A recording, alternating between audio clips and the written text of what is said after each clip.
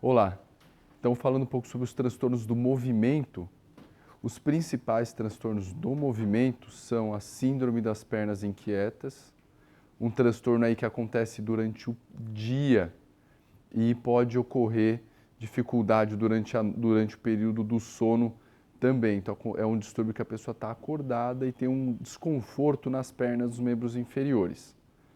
Isso aí vai levar a uma dificuldade para iniciar o sono e, eventualmente, se a pessoa acordar no meio da noite, pode ter os sintomas também. O outro transtorno é o movimento periódico de membros, em que é uma alteração que a gente observa na polissonografia, naqueles canais que ficam na perna. Então, ali naqueles, deixa eu trocar de mão aqui.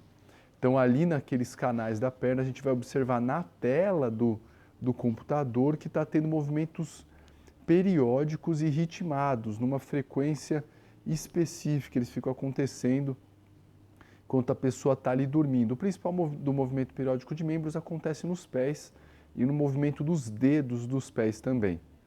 Isso pode tanto ser causa ou consequência de microdespertares, que são aquelas acelerações que a gente tem durante o sono.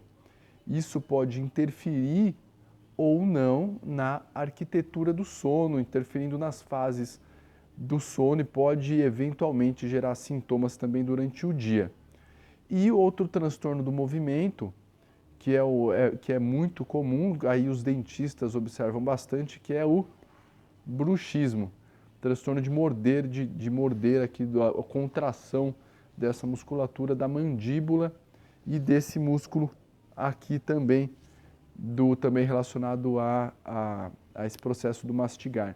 Tem dois tipos de bruxismo, aquele que a pessoa mastiga tudo de uma vez e o outro que são movimentos ritmados também.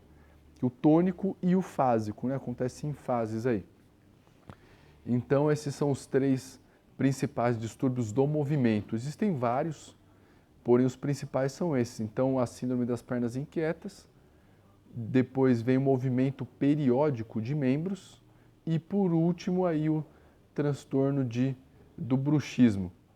Cada um vai ter um impacto na qualidade de vida da pessoa, na qualidade de sono, pode afetar então as fases de sono, pode também não afetar em nada e pode gerar sintomas, como pode não gerar nenhum sintoma também. Então quem vai avaliar isso aí é o profissional da saúde que obviamente pediu o seu exame. Isso aí, pessoal. Forte abraço. Tchau, tchau.